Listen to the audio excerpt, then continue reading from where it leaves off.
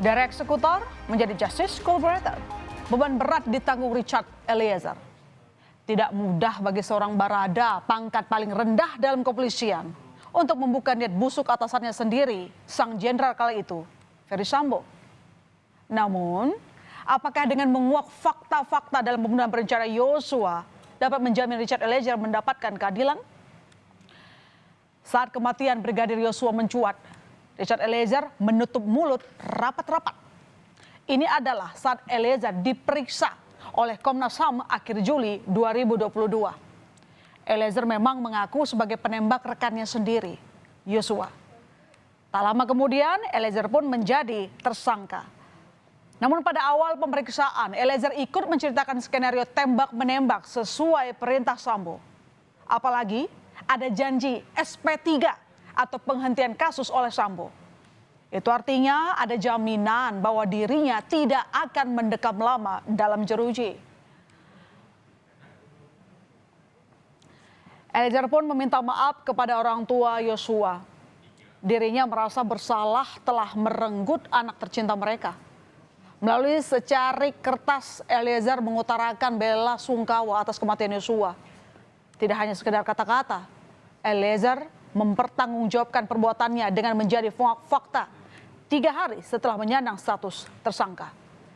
Sebagai penguak fakta, Eliezer berniat membantu aparat membongkar kasus pembunuhan berencana Yosua.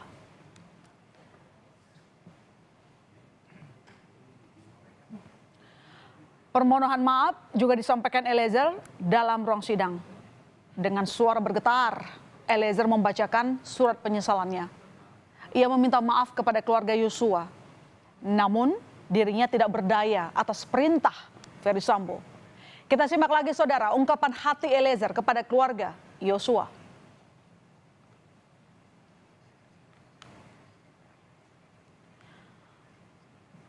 Dan Eliezer pun bersimpuh ke orang tua Yosua saat pertama kali bertemu di ruang sidang pada 25 Oktober lalu.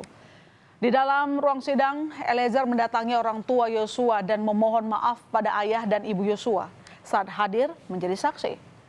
Orang tua Yosua berpesan kepada Eliezer untuk terus berkata jujur. Eliezer pun berjanji akan berkata sejujur-jujurnya. Eliezer mengatakan dirinya akan membela Yosua untuk terakhir kalinya. Saya memohon kepada Brada E, coba lihat saya nak, kamu harus berkata jujur. Apa yang kamu lihat, apa yang kamu rasakan pada saat kejadian, saya mohon di persidangan selanjutnya, di depan hakim yang mulia, kamu jujur. Terima kasih anaknya.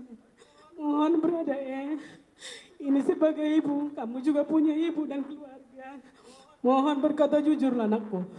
Berkata jujur, jangan ada dibohong-bohong, jangan ada tutup-tutupin. Saya cuma ingin menyampaikan, saya akan berkata jujur. Saya akan membela untuk terakhir kalinya. Akan membela abang saya, Bang Yos, untuk terakhir kalinya. Karena untuk saya pribadi, saya tidak mempercayai bahwa Bang Yos setega itu melakukan pelecehan. Memegang janji kepada orang tua Yosua, Richard Eliezer kemudian membeberkan satu persatu peran para terdakwa Sambo CS dalam pembunuhan. Salah satunya adalah fakta penting di mana rencana pembunuhan Yosua disusun. Richard mengungkapkan dirinya mendapat perintah dari Sambo saat berada di lantai 3 rumah Saguling. Berikut keterangan Eliezer. Pegang kerannya bajunya yang mulia, dia bilang, "Gak ada gunanya pangkat saya ini, Cat. Kalau keluarga saya dibeginikan." Saya juga langsung diam juga pada saat itu yang mulia. Serba salah juga, takut juga saya yang mulia. Karena dia ngomong, "Bapak nangis, tapi marah, emosi." Dia rubah posisi begini, agak maju begini yang mulia. Baru dia bilang, "Memang harus dikasih mati anak itu." Bilang begitu ke saya yang mulia. Saya cuma diam aja yang mulia, saya diam aja, saya bilang. Saya lihat ke bapak kan, bapak nangis. Baru bilang, "Nanti kau yang bunuh Yosua ya. Karena kalau kau yang bunuh, saya yang akan jaga kamu. Tapi kalau saya yang bunuh, nggak ada yang jaga kita." Dia menjelaskan tangannya sudah begini yang mulia, ke arah, sudah mendekat ke arah saya. Saya cuma diam pada saat itu yang mulia. Diam, baru dia bilang ini. "Jadi gini, Cat, Lokasinya di 46. Terpilih jadi eksekutor, Eliezer tak berkutik.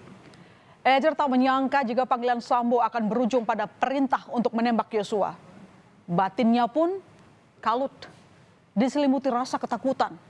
Eliezer hanya dapat berseru kepada Tuhan. Ia berdoa agar Sambo berubah pikiran.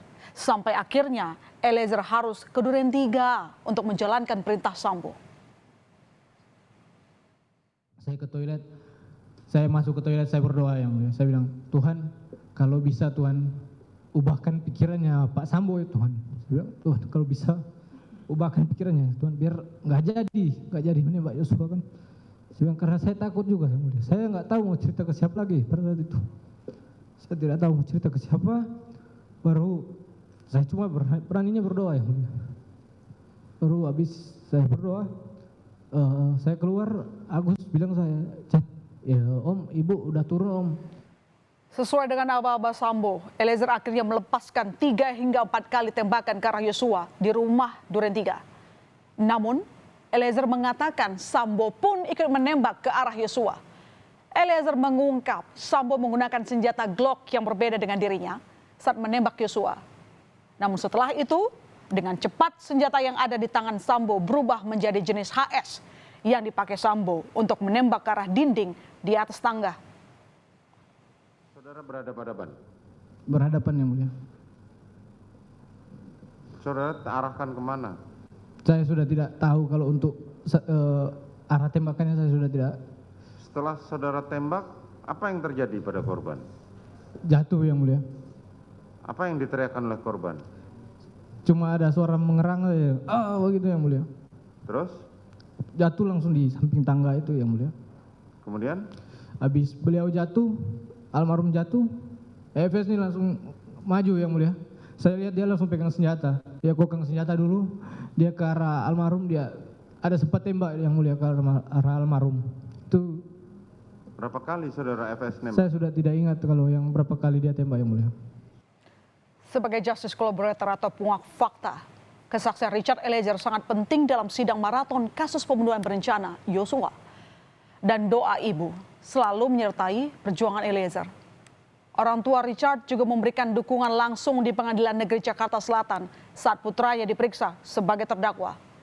Eliezer pun langsung memeluk kedua orang tuanya yang jauh-jauh dari Manado, Sulawesi Utara. Di akhir persidangan, Eliezer mengatakan masih merasa bersalah. Setelah serangkaian dari peristiwa ini, apa yang saudara rasakan saat ini? Saya masih merasa bersalah yang. Saudara merasa bersalah. Siap. Saudara merasa menyesal? Menyesal ya. Oke. Tak diduga-duga, perjalanan panjang Eliezer sebagai penguak fakta membuat dirinya dituntut 12 tahun penjara. Setelah semua fakta yang berikan dalam persidangan soal kasus yang menyeret mantan jenderal dan para anak buahnya, tuntutan Eliezer jauh di atas terdakwa lain, yakni Putri Chandrawati yang hanya 8 tahun penjara dan juga Ricky Rizal serta Kuat Maruf. Eliezer pun tak dapat menahan kekecewaannya saat mendengar jaksa membacakan surat tuntutan. Menjatuhkan pidana terhadap terdakwa Richard Eliezer Pudium Lumiu dengan pidana penjara selama 12 tahun dengan perintah agar terdakwa tetap ditahan, dipotong masa penangkapan. Kekecewaan tampak pada raut wajah Eliezer. Ia pun berusaha menahan tangis saat masih duduk di pesakitan dan mendengar sampai titik surat tuntutan yang dibacakan jaksa. Namun, air mata Eliezer tak dapat terbendung lagi saat menghampiri kuasa hukumnya. Lalu berapa vonis hukuman yang layak bagi Eliezer?